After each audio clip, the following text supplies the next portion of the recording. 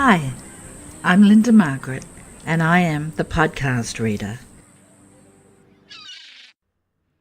It seems as though the opera ghost is not afraid to be seen amid the masses, attending both the dancer's farewell of and the farewell dinner for Messieurs Debienne and Poligny. These two outgoing managers share the two red additions to their book of memorandum, where the opera ghost is to be paid 20,000 francs a month and is to have complete use of Box 5 during every performance. The incoming managers, Messieurs Richard and Montcharmin, think that this is purely bad management and that the box should be sold to subscription. We are now going to read Chapter 4, Box 5. Armand Montcharmin wrote such voluminous memoirs during the fairly long period of his co-management that we may well ask if he ever found time to attend to the affairs of the opera other than by telling what went on there. Monsieur Montcharmin did not know a note of music, but he called the Minister of Education and Fine Arts by his Christian name, had dabbled a little in society journalism, and enjoyed a considerable private income. Lastly, he was a charming fellow and showed that he was not lacking in intelligence, for as soon as he made up his mind to be a sleeping partner in the opera, he selected the best possible active manager and went straight to Firmin Richard. Firmin Richard was a very distinguished composer who had published a number of successful pieces of all kinds, and who liked nearly every form of music and every sort of musician. Clearly, therefore, it was the duty of every sort of musician to like Monsieur Firmin Richard. The only things to be said against him were that he was rather masterful in his ways and endowed with a very hasty temper. The first few days which the partners spent at the opera were given over to the delight of finding themselves the head of so magnificent an enterprise, and they had forgotten all about that curious, fantastic story of the ghost, when an incident occurred that proved to them that the joke, if joke it were, was not over. Monsieur Firmin Richard reached his office that morning at 11 o'clock. His secretary, Monsieur Remy, showed him half a dozen letters which he had not opened because they were marked private.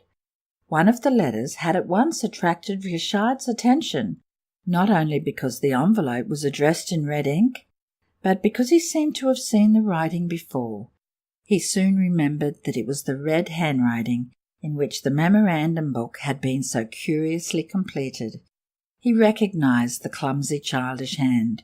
He opened the letter and read, "Dear Mr. Manager, I am sorry to have to trouble you at a time when you must be so very busy, renewing important engagements, signing fresh ones, and generally displaying your excellent taste. I know what you have done for Carlotta, Sorelli, and little Germain, and for a few others whose admirable qualities of talent or genius you have suspected. Of course, when I use these words, I do not mean to apply them to La Carlotta, who sings like a squirt, and who ought never to have been allowed to leave the Ambassadeurs and the Café Jacquin, nor to Sorelli, who owes her success mainly to the coach builders, nor to little Germain, who dances like a calf in a field. And I am not speaking of Christine Day either, though her genius is certain, whereas your jealousy prevents her from creating any important part. When all is said, you are free to conduct your little business as you think best, are you not? All the same, I should like to take advantage of the fact that you have not yet turned Christine Day out of doors by hearing her this evening in the part of Sibyl, as that of Margherita has been forbidden her since her triumph of the other evening, and I will ask you not to dispose of my box today nor on the following days, for I cannot end this letter without telling you how disagreeably surprised I have been, once or twice, to hear, on arriving at the opera, that my box had been sold, at the box office, by your orders.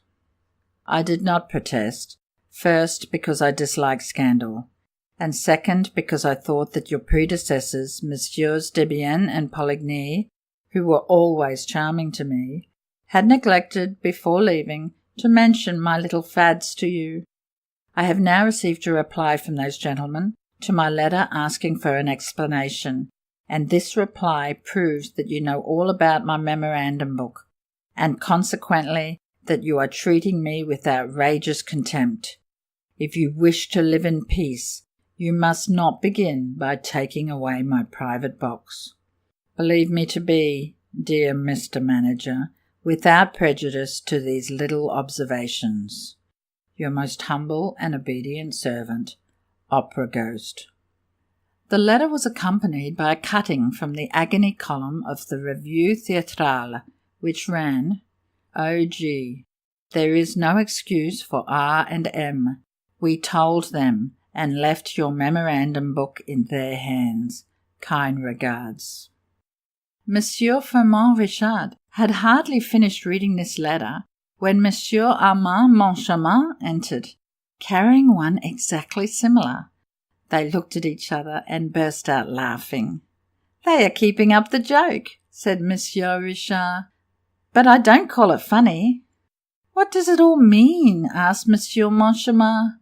"Do they imagine that because we have been managers of the opera we are going to let them have a box for an indefinite period?"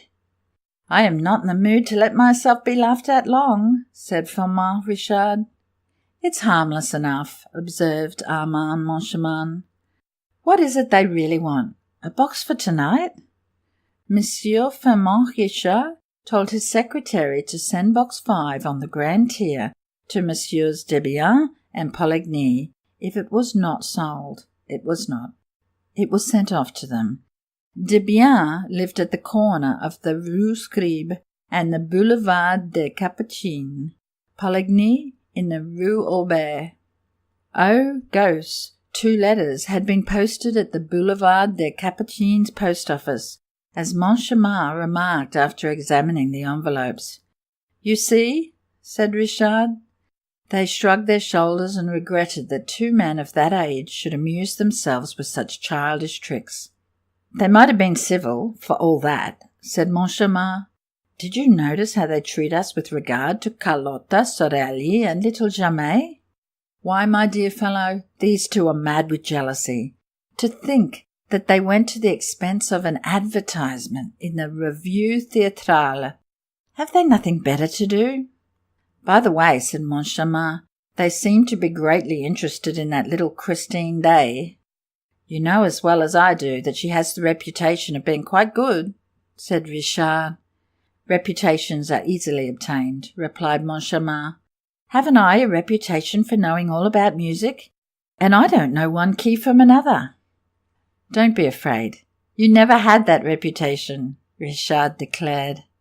Thereupon he ordered the artist to be shown in, who for the last 2 hours had been walking up and down outside the door, behind which fame and fortune or dismissal awaited them. The whole day was spent in discussing, negotiating, signing or cancelling contracts, and the 2 overworked managers went to bed early, without so much as casting a glance at box 5 to see whether Monsieur Debienne and Monsieur Poligny were enjoying the performance. Next morning the managers received a card of thanks from the Ghost. "Dear Mr. Manager, thanks. Charming evening. Day exquisite.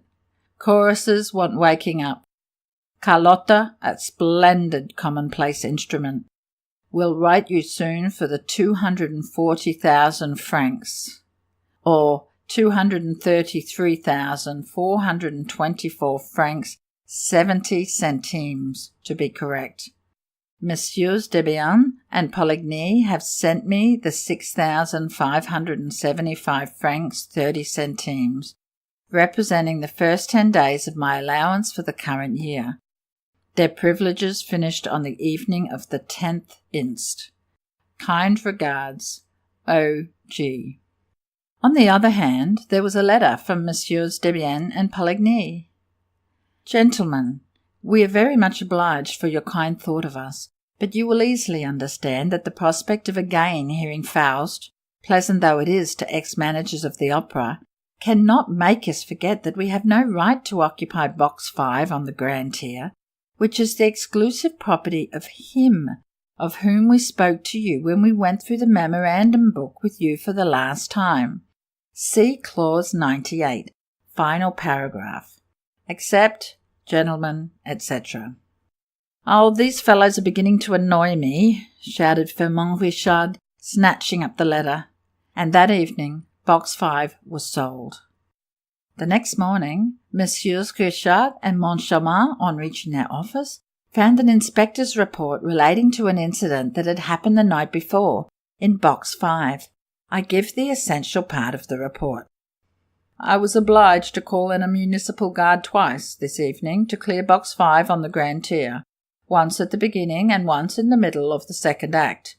The occupants who arrived as the curtain rose on the second act created a regular scandal by their laughter and their ridiculous observations. There were cries of 'hush' all around them, and the whole house was beginning to protest when the box keeper came to fetch me. I entered the box and said what I thought necessary. The people did not seem to me to be in their right mind, and they made stupid remarks. I said that, if the noise was repeated, I should be compelled to clear the box. The moment I left, I heard the laughing again, with fresh protests from the house.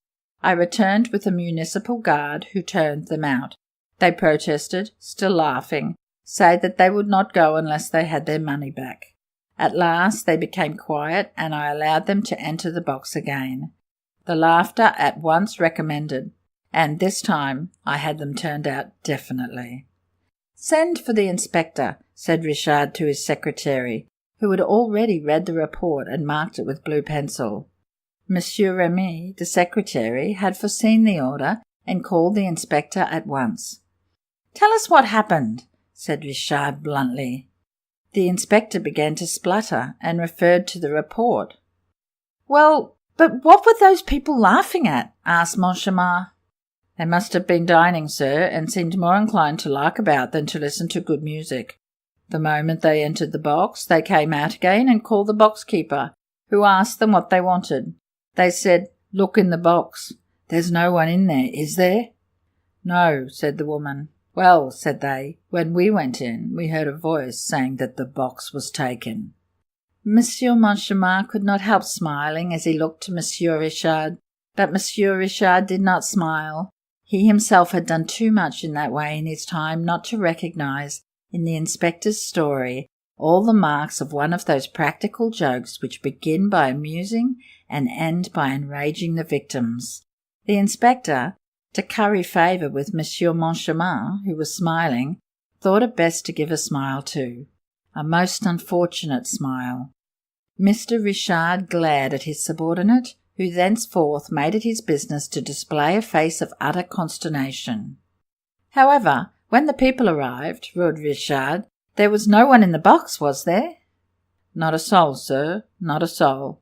Nor in the box on the right, nor in the box on the left. Not a soul, sir, I swear. The box-keeper told it me often enough, which proves that it was all a joke." "Oh, you agree, do you?" said Richard. "You agree? It's a joke, and you think it's funny, no doubt."